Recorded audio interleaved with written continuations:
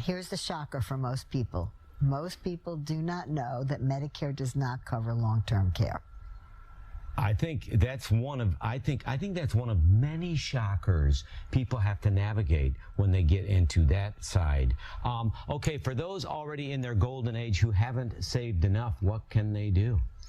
Well, again, they can really look at their budget. People really sit down, take pen to paper, and really think about their budget. Yeah. The second thing is people get very nervous about the stock market and financial. And sometimes people jump out, and they put their money into savings accounts, and then they lose when the market comes back. Yes. So getting advice from a good financial planner who is, credited and making sure it's the right person is really important.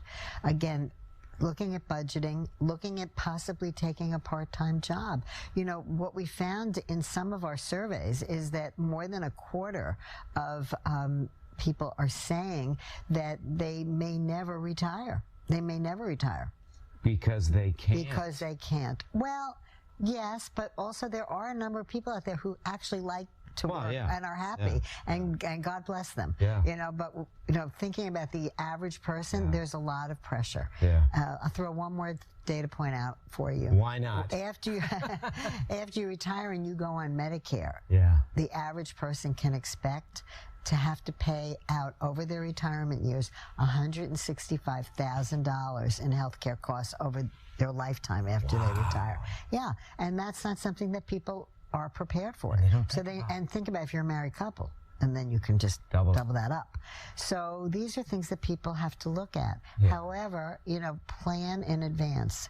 The earlier you start to save, and then again that Social Security piece. We've all worked our whole lives. I don't know about you when you started. I started at 16. I've been paying into Social Security ever since. We earned it. The money needs to be there.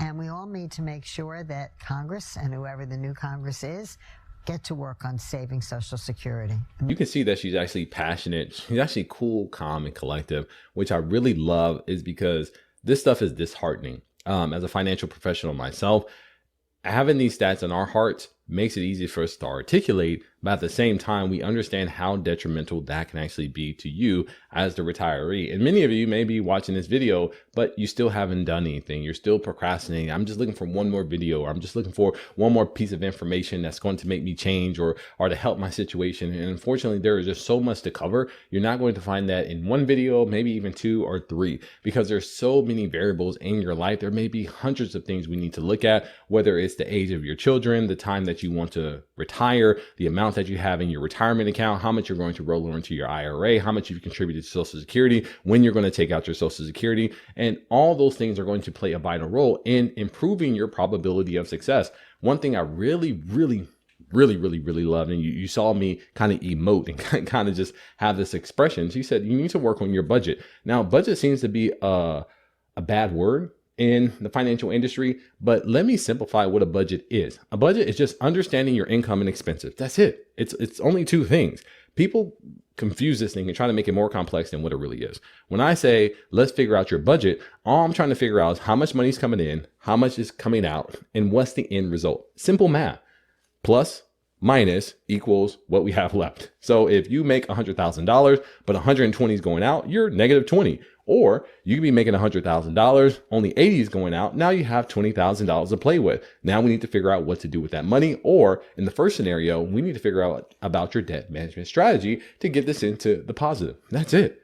Income, expenses, and what's left. And we get to deal with that. So don't think that a budget is where you can going to restrict that and how much money we're going to take away and how much sacrifice and discipline you need. No.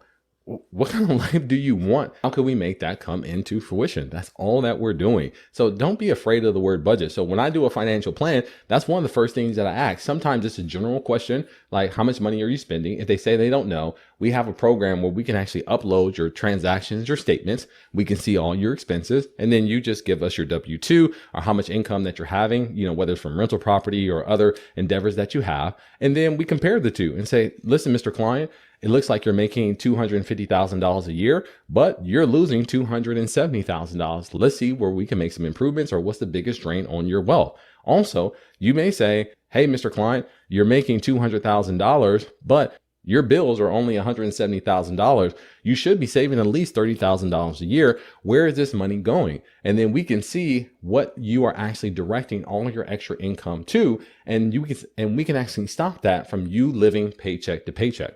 But once again, until we actually see those numbers, we really can't help you. And people on the internet can't as well. Understanding your finances is one of the biggest hurdles. And some people feel uncomfortable because they're ashamed. They know that they're ordering DoorDash, or maybe they have a vice where they're going to the casino and they gamble a lot of money, or maybe they lose a lot of money because they're going out to eat or they're spending on vacations. And when you talk to a financial advisor, you actually have to face that. But guess what?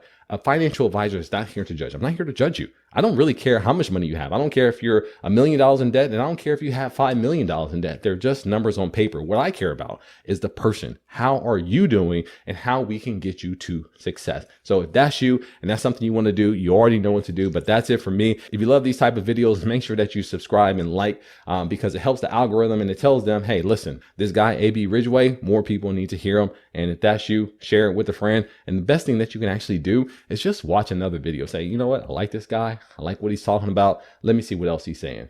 All right. Well, that's it for me. I'll see you in another episode.